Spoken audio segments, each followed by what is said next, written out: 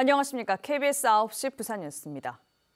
60대 여성이 심정지로 쓰러져 4분 거리의 대학병원으로 이송됐지만 의료진 부족 등으로 진료를 받지 못한 뒤 다른 병원으로 이송 중 숨진 사건 어제 전해드렸습니다.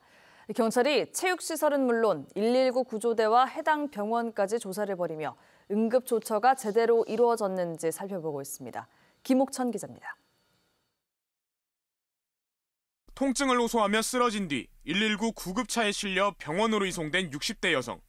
사고가 난 체육시설에서 차로 4분 거리에 있는 대학병원에서 입원을 거부당하고 다른 병원으로 옮겨졌지만 끝내 숨졌습니다. 수사에 착수한 경찰은 우선 사망 경위 파악에 나섰습니다. 부검 결과 사망 원인은 대동맥 파열로 확인됐습니다. 긴급한 치료가 요구되는 만큼 골든타임을 지키는 것이 중요합니다. 이제 배 안에서 피가 새고 있는 상황이기 때문에 갑자기 환자가 이제 저혈량 쇼크에 빠지기 때문에 진단이 된다면 진단되는 듯이 빨리 치료를 해야 되는 겁니다. 경찰 조사도 제때 적절한 응급조처가 이뤄졌는지 여부에 초점이 모아지고 있습니다. 경찰은 먼저 체육시설에서의 당시 상황을 확인하기 위해 구급일지 등을 요청했습니다. 경찰 조사를 그 결과에 따라서 저희가 겸허히 받아들이는 입장이고요. 또 당시 현장으로 출동한 119 구급대원을 참고인으로 불러 조사를 진행했습니다. 환자 수용을 거부한 대학병원도 조사 대상에 포함됐습니다.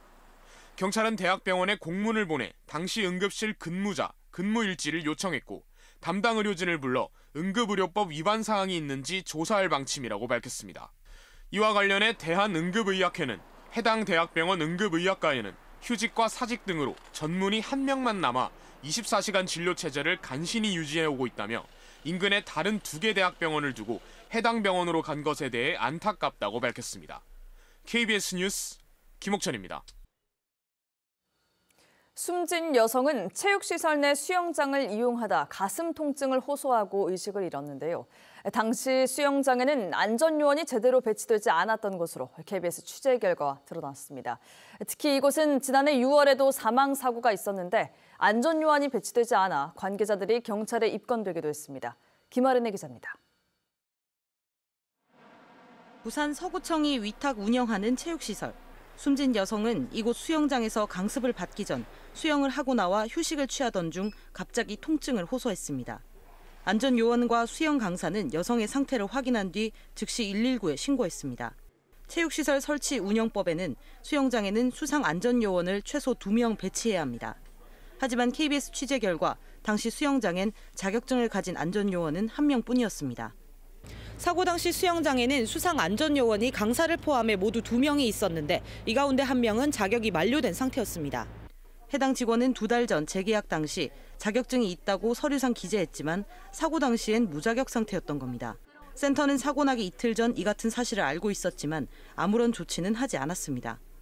경각심을 주기 위해서 안전요원 자격증 내가 확인차 다시 물어본 거죠. 그랬더니 발자가 지났다고 얘기를 했습니다. 지난해 6월에도 이 수영장에서는 강습을 받던 60대 여성이 심정지로 쓰러져 병원으로 옮겼지만 숨졌습니다. 사고 당시 강사를 제외한 안전요원이 1명도 배치되지 않아 관계자들이 경찰에 입건되기도 했습니다. 스포츠 클럽에서 예산을 절감하기 위해서 수상 안전요원을 1명 줄이려고 하다 보니 그렇게 한 건데. 서구청은 체육센터 운영을 직영으로 전환하고 안전대책을 마련하겠다고 밝혔습니다. KBS 뉴스 김아른입니다. 간호조무사의 신생아 학대 사실을 3년 동안이나 숨겨온 병원 원장과 직원 등 10여 명이 무더기로 기소됐습니다. 산후조리원을 함께 운영하는 이 병원은 2년 전에도 신생아 낙상 사고를 뒤늦게 알린 사실이 적발되기도 했습니다. 공웅조 기자가 보도합니다. 부산 사하구의 한 산부인과 병원.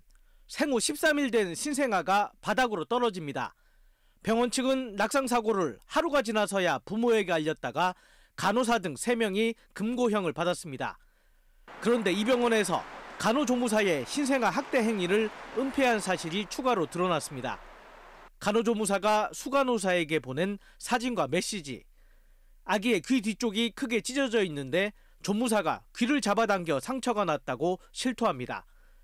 생후 19일 된 아기가 울고 보챈다는 이유로 CCTV 사각지대로 데리고 가 학대한 겁니다. 병원 측은 원장 지시로 사건을 은폐하기 시작합니다. 수간호사는 면봉으로 아기 태지를 벗기다 생긴 상처로 조작했고 당직 의사는 허위 소견서를 작성하는가 하면 행정부장은 병원 관계자들에게 위증까지 지시했습니다. 또 다친 아기의 피 묻은 베네 저고리를 몰래 버리기도 했습니다. 검찰은 CCTV에 등장하는 간호기록부와 병원 측이 제출한 간호기록부가 다르다는 점을 근거로 수사에 착수해 병원의 조직적인 은폐 사실을 확인했습니다. 알고 보니까 이 증인들이 증인신문으로 오기 전에 그 가해자 측의 변호사 로펌, 그러니까 변호사 사무실에 들렸다가 오는 거예요. 검찰은 병원 행정부장과 수간호사를 증거 위조 등의 혐의로 구속 기소하고 병원장과 의사 등 10명을 불구속 기소했습니다. KBS 뉴스 공조입니다. 중대재해처벌법이 확대 시행된 뒤 처음으로 부산의 한 소규모 사업장에서 30대 노동자 작업 중 숨지는 사고가 발생했습니다. 작업 중에 기본적인 안전 수칙도 지켜지지 않은 것으로 확인됐습니다. 강혜슬 기자가 보도합니다. 직원이 10명인 부산 기장군의 한 폐알루미늄 수거 처리 업체. 폐기물을 옮기는 작업을 하던 30대 노동자가 집게차에 끼어 숨졌습니다. 집게차 운전자가 집게를 조정하다 해당 노동자를 보지 못해 사고가 난 것으로 추정됩니다. 50대 미만 사업장에도 중대재해처벌법을 적용하기로 한 가운데 노동청은 해당 업체에 대해 작업 중지 명령을 내리고 조사를 본격화하고 있습니다. 경찰도 CCTV 등을 확보해 분석하고 업체 관계자들을 상대로 진술 확보에 나섰습니다. 사업주는 작업 전에 안전교육을 시행했다고 밝혔지만 정작 작업 중에는 기본적인 안전수칙도 지켜지지 않은 것으로 드러났습니다. 숨진 노동자는 안전모도 착용하지 않았고 산업안전보건법상 의무적으로 작성해야 하는 작업계획서나 지시서도 없었던 것으로 알려졌습니다. 특히 집게차 작업을 할 땐 주변에서 다른 일을 해선 안 되지만 이 지침도 지켜지지 않은 것으로 파악됐습니다. 하얀 운반 기계에 접촉될 위험이 있으면은 금지하도록 하는 안전규칙은 있습니다. 또 사고가 발생한 집게 차량의 불법 개조 여부 등도 조사 대상입니다. 노동청은 산업안전법 위반 사항과 중대재해처벌법 적용 여부를 검토하고 있습니다. 경찰은 조사 결과를 토대로 업무상 과실치사 혐의 등 입건 대상 등을 결정할 예정입니다. KBS 뉴스 강예슬입니다. 부산 법인택시 노사 간의 최저임금 미지급 소송에서 항소심 재판부는 1심 판결을 뒤집고 업체의 손을 들어줬습니다. 근로시간을 단축하기로 한 노사 합의가 최저임금을 회피하기 위한 꼼수로 보기 힘들다는 판단인데요. 기사들은 납득할 수 없다고 반발하고 있습니다. 최위지 기자의 보도입니다. 부산 택시기사 160여 명이 법인 택시업체 7곳에 대해 임금 16억 원을 돌려달라고 소송을 제기한 건 2020년. 노사 합의로 근로시간을 줄였는데 기사들은 최저임금법을 피하려는 꼼수라며 택시업체가 덜 받은 임금과 퇴직금 등을 돌려줘야 한다고 주장했습니다. 1심 재판부는 원고 일부 승소 판결을 했지만 항소심 재판부는 이를 뒤집고 택시업체의 손을 들어줬습니다.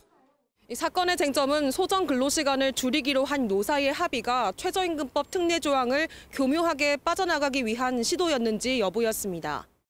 항소심 재판부는 택시 요금이 인상됐는데도 산합금을 올리지 않아 기사들의 운행 시간이 줄었다고 봤습니다.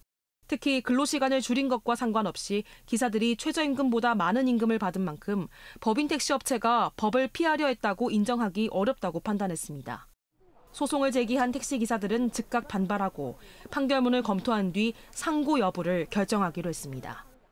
택시 요금이 인상됨에도 불구하고 소정 근로시간을 단축함으로 해서 고정급이 많이 낮아집니다. 그러면 결국 100여만 원 받는 임금에서 더 다운이 된다는 거죠. 그렇게 되면 우리 택시 노동자들이 저임금으로 이번 선고로 잇따르는 소송에도 영향이 미칠 것으로 보입니다. 부산에서 진행 중인 택시 임금 관련 소송은 460여 건에 참여한 택시기사만 3,500여 명, 청구 금액은 310억 원이 넘습니다. KBS 뉴스 최유지입니다. 지도부 공백이라는 초유의 사태 속에 지난해 영화제를 치른 부산국제영화제가 박광수 이사장을 선출하고 새롭게 출발합니다. 조직을 정상화하고 줄어든 예산으로 영화제를 내실 있게 치러야 하는 등 그 과제가 만만치 않습니다. 장성길 기자가 취재했습니다. 부산국제영화제 이사회가 오늘 정기총회를 열고 박광수 전 한국예술종합학교 영상원 교수를 새 이사장으로 선출했습니다. 집행위원장과 이사장이 사퇴한 초유의 사퇴 이후 8개월 만입니다. 아시아 프로젝트 마켓과 아시아 콘텐츠 필름 마켓을 발족해 한국과 아시아 영화의 산업화를 이끈 박광수 신임 이사장은 앞으로 1년 동안 영화제 안의 문제를 들여다보고 새로운 비전을 찾아 부산국제영화제의 방향성을 제시하겠다고 밝혔습니다.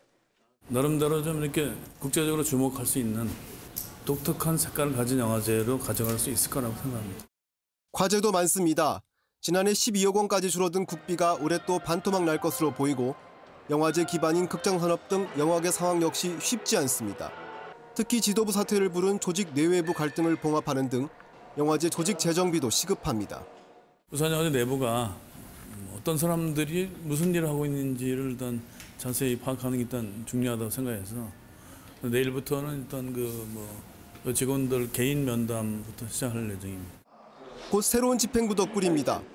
권한을 강화한 집행위원장을 비롯해 아시아 콘텐츠 필름마켓 위원장 등을 오는 13일까지 공개 모집합니다.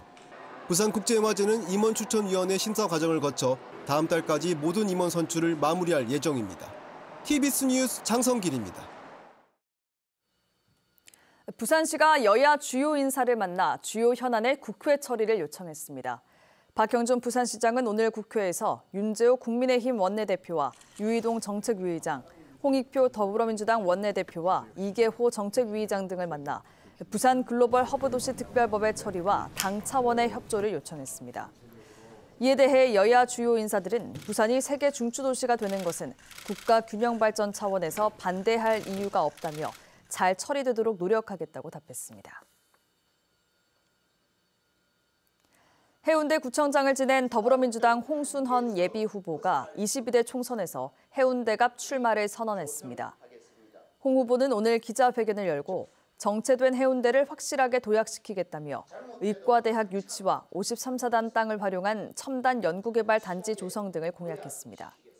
삼선 시의원을 지낸 송상용 전 부산시의회 부의장도 국민의힘 예비후보로 북강서갑 출마를 선언하며 경부선 철도 지하화와 복지 예산의 지방비 부담 완화 등을 공약했습니다.